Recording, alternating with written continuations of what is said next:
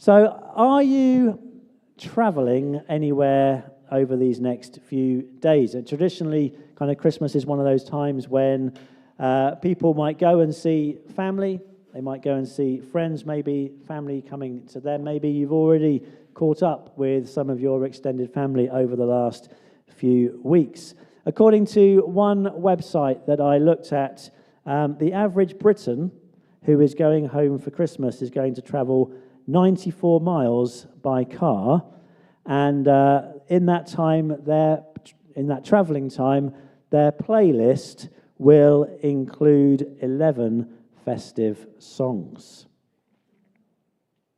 The first Christmas also included a lot of travel, and I just wanted to spend a few moments reflecting on two of those journeys this morning and see what they might teach us today, 2,000 years later. The first journey is going to be Mary and Joseph's journey to Bethlehem, and then the journey that the Magi made. And excellent, we have slides. So, well done, James. Thank you very much. This is a map of the region, and you've got Nazareth. It's a bit small, I know, but you've got Nazareth at the top in the north, and then you've got Jerusalem and Bethlehem circled towards the bottom of the map. And if you put into Google Maps, you want to go from Nazareth to Bethlehem, it will tell you that it is 153 kilometers.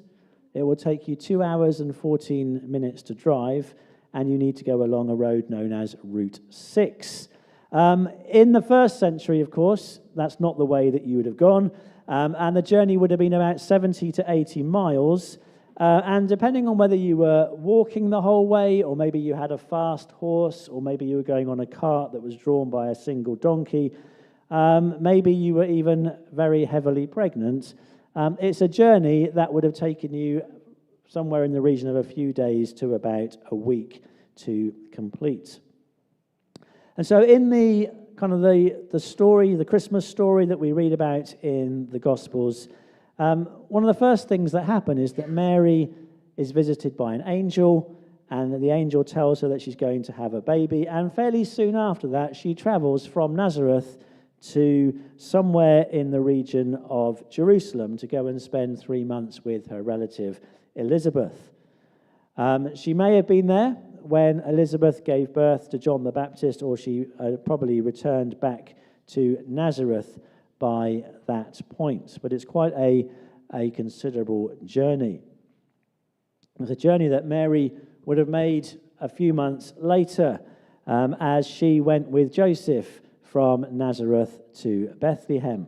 And at this point in the story, Mary is heavily pregnant, and the Roman emperor has decided that it's time to have a census. Presumably, he's looking to raise more taxes, and so needs to know how many people there are in his empire, and so he knows how much he's got to fund his latest military campaign here or there.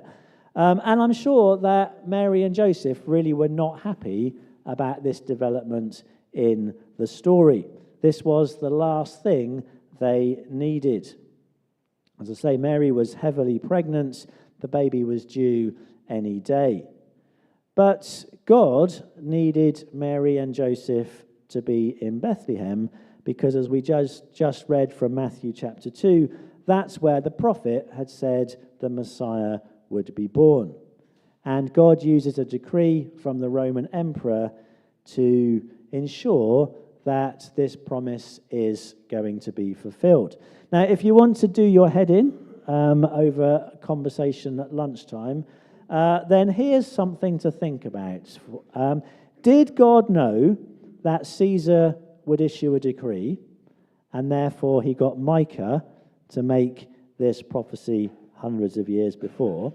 Or did God want Jesus born in Bethlehem and therefore cause Caesar to come up with this idea of a decree? And if God wanted the baby born in Bethlehem, then why not just send the angel to a couple who already lived there? Don't spend too long in that conversation, but if you do, then please make sure that you don't miss the point, which is that God is at work. Even in systems and even in the lives of people who are opposed to him, God is working in order to work out his plans and his purposes. Last term, the term that's just gone by, we've been looking at the book of Jeremiah, and the Babylonians are going to come up again later on this morning. But one of the things that we saw in the book of Jeremiah is that God uses systems, God uses nations, God uses empires, even those that are opposed to him, to bring about his good plans and purposes. As Paul says in Romans chapter 8, we know that in all things God works for the good of those who love him, who have been called according to his purpose. We've gone through and are continuing to go through quite a painful time as a church family. And some of us might be tempted to raise our eyebrows at the thought that God is working out good for those who love him. Now, I don't know what it's like for you, but I know that for me, when I've thought about God's plans and purposes, it's usually within the context of trying to discover the details about what God wants me to do next. As a family, we've spent quite a lot of weekends this last term visiting universities for their open days. And within that sort of context, as an example, we might think that working out what God's plans and purposes are involves knowing what university to go to and what course to study when you get there. But what if God's plans and purposes was more along the lines of, I want you to become more like Jesus? And so it doesn't matter if you go to Manchester or whether you go to Southampton or whether you go to Sheffield. It doesn't matter if you do nursing, teaching, or engineering. God says maybe that part of it doesn't matter so much. But I want, wherever you go and whatever you do, I want you to become more like Jesus. And therefore, the good news the good that God is working in my life is that he is making me more like Jesus. And so, however inconvenient this journey was for Mary and Joseph, it was an important part of God's plan for their lives. And the Bible often uses the language of travel to talk as a metaphor for life. Once again, this past week, we've read these familiar words from Psalm 23. Even though I walk through the darkest valley, I will fear no evil, for you are with me, your rod and your staff, they comfort me. And of course, this psalm is not talking about a literal walk through a literal dark valley. It's talking about those moments in your life where there is this sense of danger, where there is the potential for harm, where there are numerous hiding places for those who want to do you harm, and where the darkness seems to be overwhelming. And so there will be times in our life where we are required to go on a metaphorical journey, which seems inconvenient, it seems unpleasant, it seems unnecessary, maybe it even seems dangerous. And we might well ask God, why this? Why now? This is the last thing that I need. And yet God invites us to trust him, to trust that he is in control.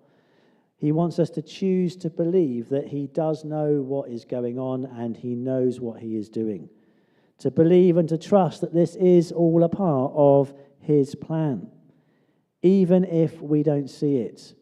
His plan to make us a little bit more like Jesus.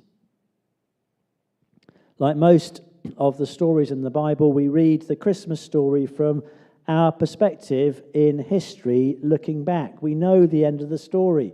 We know how it works out. We know why it all happens as it does. We have the benefit of hindsight.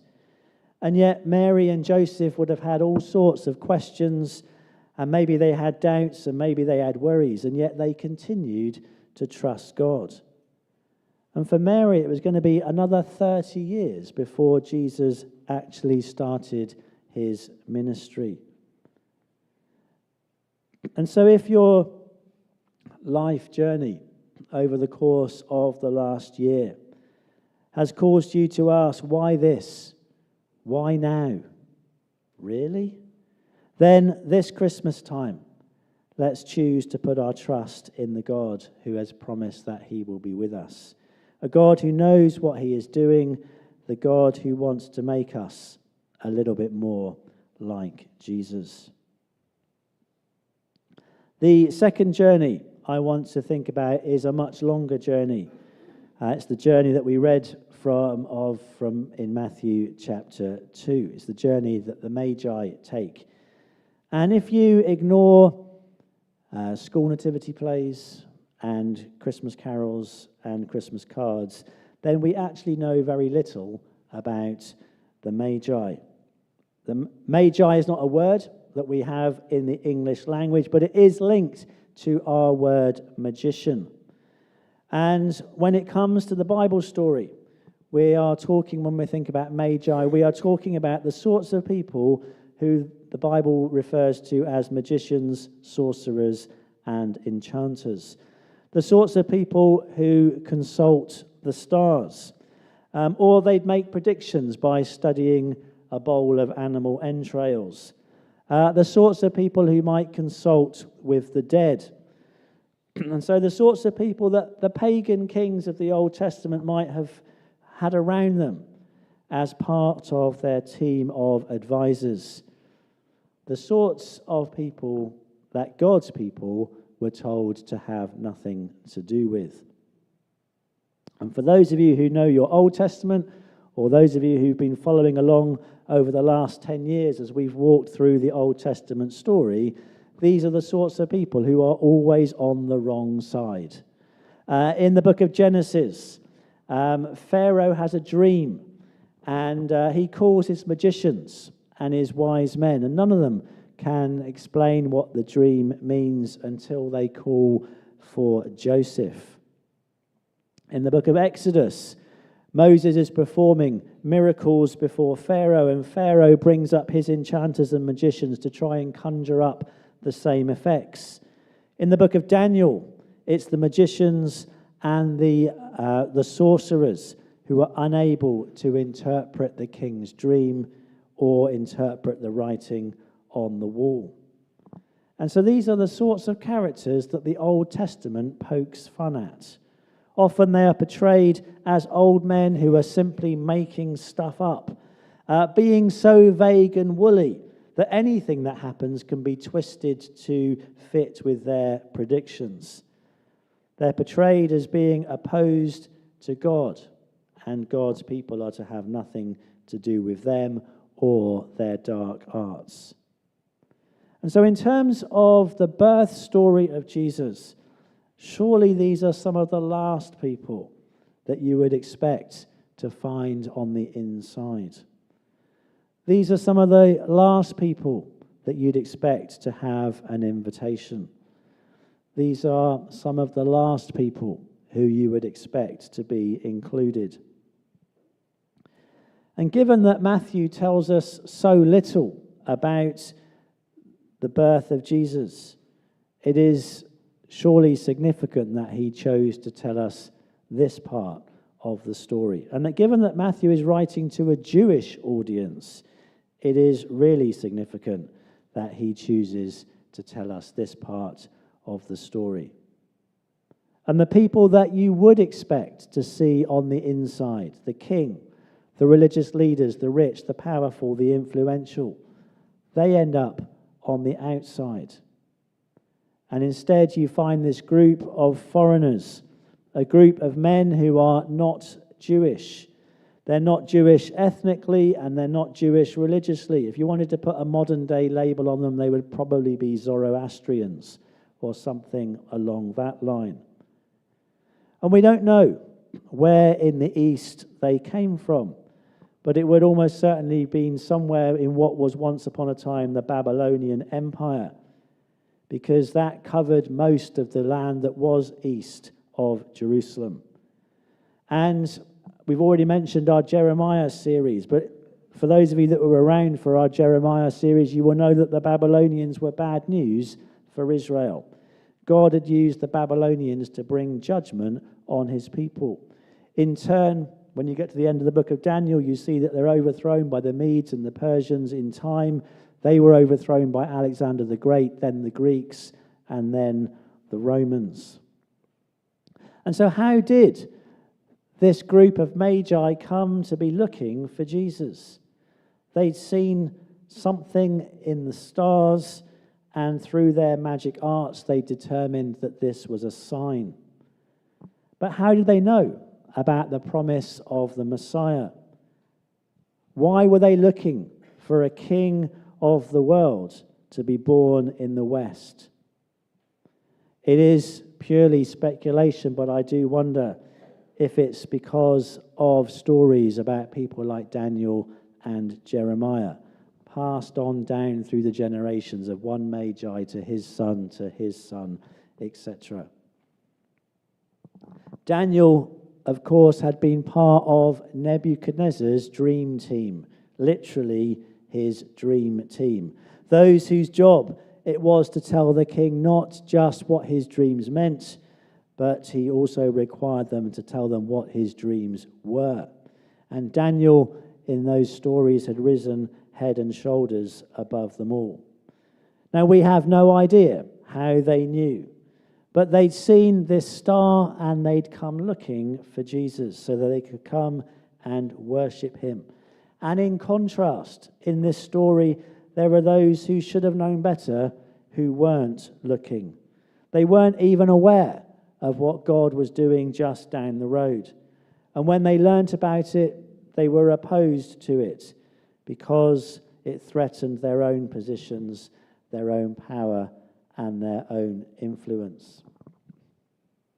This spring, we're going to start a new series looking at some of the parables that Jesus told. This past year, we've been looking quite a lot on and off at the Sermon on the Mount.